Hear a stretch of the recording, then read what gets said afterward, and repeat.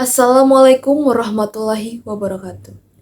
Yang terhormat, Ibu Marwah Ulwatunisa, SPD MPD, sebagai dosen pengampu pada mata kuliah retorika.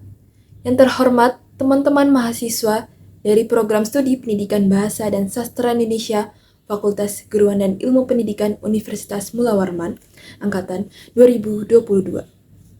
Pertama-tama, marilah kita panjatkan puja dan puji syukur kita atas kehadirat Allah Subhanahu wa Ta'ala. Atas karunia dan nikmatnya lah kita dapat diberikan kesehatan hingga saat ini. Tak lupa kita haturkan salawat serta salam kita kepada junjungan kita Nabi Muhammad SAW. Pada kesempatan ini, izinkan saya mengangkat sebuah topik pidato mengenai terlalu banyak mengkonsumsi media sosial menyebabkan seseorang terkena reading slump. Saat ini, di tengah kemajuan dan kecanggihan media sosial, kegiatan membaca buku seringkali menjadi korban dari godaan yang tak terelakkan. Namun, saya percaya dengan teguh bahwa kekuatan dan manfaat membaca buku tidak boleh diabaikan. Lalu, apa itu reading slump? Jadi, reading slump atau dalam bahasa Indonesia dikenal sebagai kemerosotan membaca, di mana itu adalah suatu kondisi yang seringkali menghinggapi seseorang. Kondisi ini menggambarkan saat seseorang yang biasanya gemar membaca, tiba-tiba merasa kehilangan minat terhadap buku-buku dan menghentikan kegiatan membaca untuk jangka waktu yang cukup lama. Mungkin kita pernah merasakannya atau pernah mendengarnya. Pertanyaannya, mengapa hal ini bisa terjadi? Salah satu kemungkinannya adalah pengaruh dari konsumsi media sosial yang berlebihan. Media sosial dengan segala daya tariknya menawarkan hiburan dalam bentuk konten yang singkat, mudah dicerna, dan seringkali menghibur. Contohnya seperti TikTok, Reels, YouTube, Short, Instagram, dan sebagainya. Semua hadir dalam kecepatan dan kehadiran yang membuatnya sulit untuk diabaikan. Namun, di balik kenyamanannya dan kesenangan yang mereka tawarkan, ada dampak yang mungkin tidak terlihat pada pandangan pertama. Terlalu sering terjebak dalam konten media sosial dapat mengurangi kesabaran dan keterbiasaan kita terhadap kegiatan yang membutuhkan waktu dan konsentrasi lebih lama, seperti membaca buku.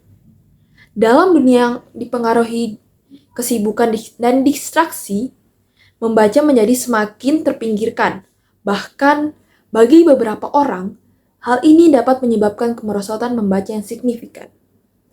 Faktanya, membaca adalah latihan mental yang membutuhkan fokus, kesabaran, dan imajinasi yang lebih tinggi daripada sekadar menonton video singkat di media sosial.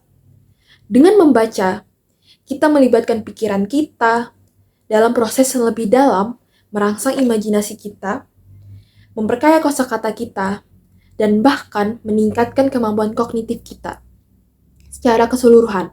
Namun, semakin jarang kita membaca, semakin mungkin kita kehilangan keterampilan ini. Sejarah juga telah membuktikan bahwa buku-buku memiliki kemampuan untuk mengubah pandangan, menginspirasi tindakan, dan membentuk masa depan.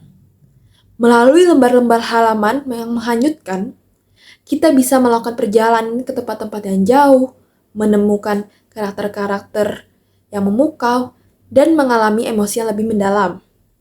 Oleh karena itu, saya ingin mengajak kita semua untuk merenungkan kembali nilai dan pentingnya membaca buku. Nah, ada juga cara untuk mengatasi fenomena reading slump ini, yaitu penting bagi kita untuk mengambil langkah-langkah yang aktif untuk membatasi konsumsi media sosial kita dan mengalihkannya ke kegiatan yang lebih bermanfaat, seperti membaca buku. Ini bisa berarti menetapkan jadwal khusus untuk membaca, setiap hari mencari teman baca untuk memotivasi kita, atau bahkan bergabung dalam klub buku atau komunitas literasi lokal. Dengan melakukan perubahan kecil dalam kebiasaan sehari-hari kita dapat mengembalikan kegembiraan membaca dan memperkaya hidup kita dengan pengetahuan, imajinasi, dan pemahaman yang didapat dari buku. Jadi, mari kita semua berusaha untuk menemukan keseimbangan yang tepat antara dunia media sosial yang berwarna dan kegiatan membaca yang memberi kita pengetahuan dan pengalaman yang mendalam. Mari kita buat ruang bagi kedua hal ini dalam hidupan kita. Dan teruslah mencari buku-buku yang menginspirasi kita dan memikat hati kita.